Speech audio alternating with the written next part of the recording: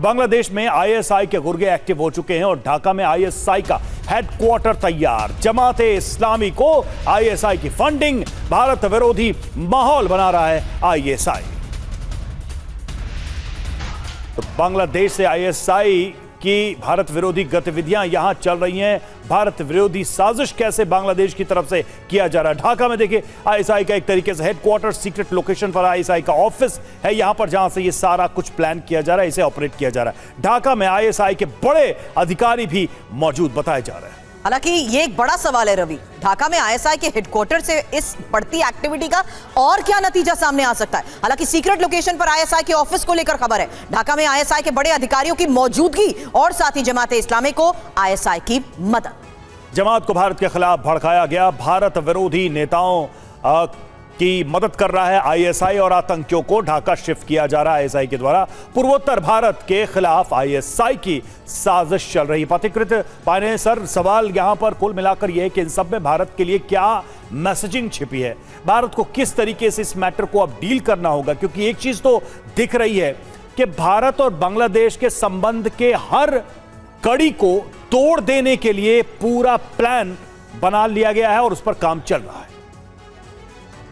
देखिए, पहली चीज तो ये है कि अगर हम सोचे कि ये बच्चे कर रहे हैं 2 दिन में शांत हो जाएंगे तो बहुत बड़ी गलती होगी। और इसी वजह से हम भारत में एक्सटर्नल अफेयर्स मिनिस्ट्री ने हाई कमिश्नर को बुलाया था बांग्लादेश का, तो ये समझाने के लिए कि जो चल रहा है वो सही नहीं है।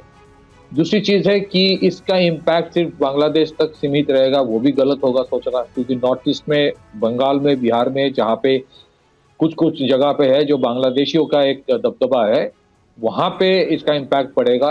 तीसरी चीज है, जैसे मैंने पहले कहा कि जो शक्तियां इसके पीछे है वो चाहते हैं कि ऐसे एक सिचुएशन, माहौल तैयार हो कि बांग्लादेश और इंडिया के बीच एक युद्धकालीन स्थिति पैदा हो जाए और हमेशा के लिए रिश्ता बर्बाद हो जाए। मैं फिर से कहना चाहता हूं, वो लोग चाहते हैं कि इस्लामिक रेवोल्यूशन जैसे ईरान में 1979 में हुआ था, उस तरह का माहौल करके इंडिया से सारे हाई कमीशंस बंद हो जाए, इंडिया के सारे हाई कमीशंस बंद हो जाए और ये एक सीरिया जैसे माहौल हो जाए। यूनुस को भेजा ही इसलिए गया था ताकि वो यहाँ पे एक सीरिया तैयार करे और वो हर चीज वो कोशिश करेगा जिससे वो 12 फरवरी का जो इलेक्शन है वो ना हो, या फिर अगर हो तो रेडिकल्स जितने सारे कट्टरपंथी है वो पावर में आए। पावर में आने के बाद क्या होगा वो बात की बात है, लेकिन बहुत डाउटफुल है कि इलेक्शन होगा कि नहीं। लेकिन सर, मुनीर के और ज्यादा पावरफुल होने के बाद क्या टाइमिंग इंपॉर्टेंट नहीं है? इसी स्ट्रैटेजी को, इसी प्लानिंग को एग्जीक्यूट करने की क्या ये टाइमिंग इंपॉर्टेंट नहीं है? सवाल आपसे करूं उससे पहले एक और तस्वीर, ढाका में पुलिस के उस बड़े एक्शन की तस्वीर जहां उपद्रवियों को कैसे खदेड़ा गया। देखिए, कई जगहों पर पुलिस और उपद्रवियों में झड़प भी हुई।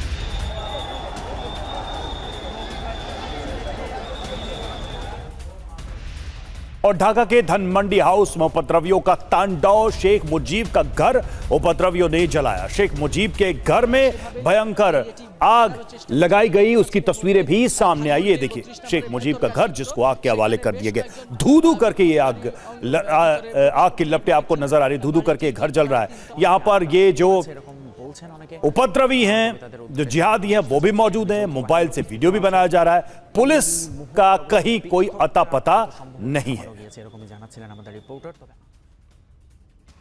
और फिलहाल एक और तस्वीर अब आपको दिखाते हैं, जहां आपको बता दें कि अब लगातार हुए प्रदर्शन के बीच एक और तस्वीर सामने आई है कट्टरपंथियों के भारी बवाल की। फिलहाल आपको बता दें कट्टरपंथियों का यह भारी बवाल जारी है और शेख मुजीबुर रहमान के घर में आग लगा दी गई। धान मंडी वाले घर में ये आग लगाई गई। अवामी लीग कार्यकर्ताओं पर भी हमले हुए और ये इस साल तीसरी बार है जब धान मंडी में आगजनी की ये घटना सामने आई है।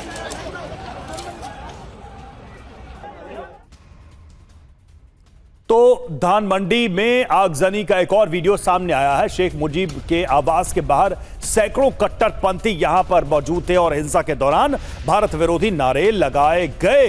तो भारत के खिलाफ नारे लगाना, ये देखिए शेख मुजीब का घर तोड़ा जा रहा है, इसमें आग लगाई जा रही है, खुलेआम ये सब किया जा रहा है और जिसके हाथ में जो उसी से उस मकान को तोड़ता दिखाई दे रहा है। कोई हथौड़े से, कोई पत्थर से मारता तोड़ता, दीवारों को तोड़ता दिखाई दे रहा है। खुलेआम हो रहा है बांग्लादेश में। ये आज के बांग्लादेश की तस्वीर है जहां बांग्लादेश के फादर ऑफ नेशन यानी राष्ट्रपति पिता मुजीबुर रहमान के घर को कट्टरपंथी जिहादी आग लगा रहे, तोड़ रहे हैं। उनको रोकने वाला दूर दूर तक यहां दिखाई नहीं दे रहा है। और ढाका के ही धनमंडी में हिंसा की एक और तस्वीर, एक और वीडियो। सैकड़ों उपद्रवी शेख मुजीब के घर में घुस गए, शेख मुजीब के घर में तोड़फोड़ और आगजनी की एक और तस्वीर देखिए।